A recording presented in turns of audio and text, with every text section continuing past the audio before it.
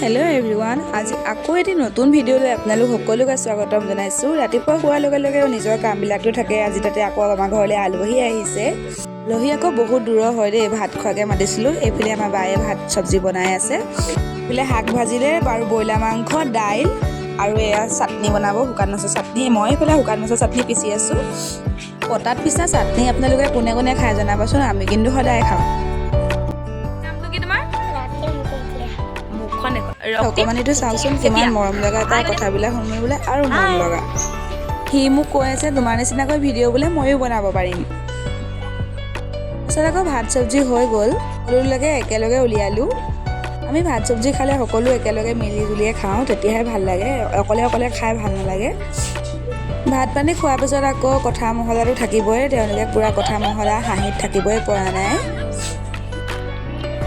ঐ তই সঁচাকে খাৱ? খালি হা তই ৰাতিলে চাহ নাখালি আগত ৰাতিলে খালে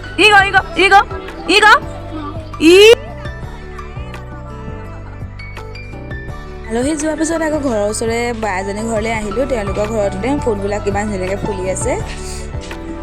দুৱাৰমুখত এনেদৰে ফুলবিলাক ফুলি থাকিলে এনেই কিবা এটা ভাল লাগে।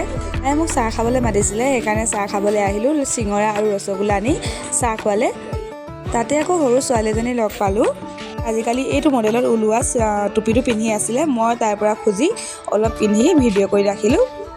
ছোৱালীজনীয়ে কৈছে মামী আপোনাক সৰু ছোৱালী লাগিছে বুলি।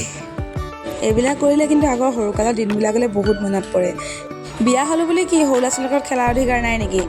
সৰু ল'ৰা ছোৱালীৰ লগত খেলিলোঁ বুলি যে সৰু হৈ পৰিম সেইটো কিবা কথা হয় নেকি? মই সেইবিলাক একোৱে নাভাবোঁ। সৰু ল'ৰা ছোৱালীবিলাকৰ লগত খেলি আৰু মিলি জুলি থাকি মোৰ বেছি ভাল লাগে। মোকে দেখি আকৌ আমাৰ এই টিকলাটো পিন্ধে বোলে, তাকো এবাৰ পিন্ধাই দিলোঁ। আৰু এটা কথা নহয়, মোক অকল চাহ খাবলৈ মতা নাছিলে আকৌ দেই, আমাৰ গোটেই আলহীখিনিকে চাহ খাবলৈ মাতিছিলে। এই ব্যস্ততাৰ দিনটো আজি এনেকৈ পাৰ কৰালোঁ। মোৰ মিনি ব্লগটো কেনেকুৱা লাগিছে আপোনালোকে জনাবলৈ নাপাহৰিব কিন্তু।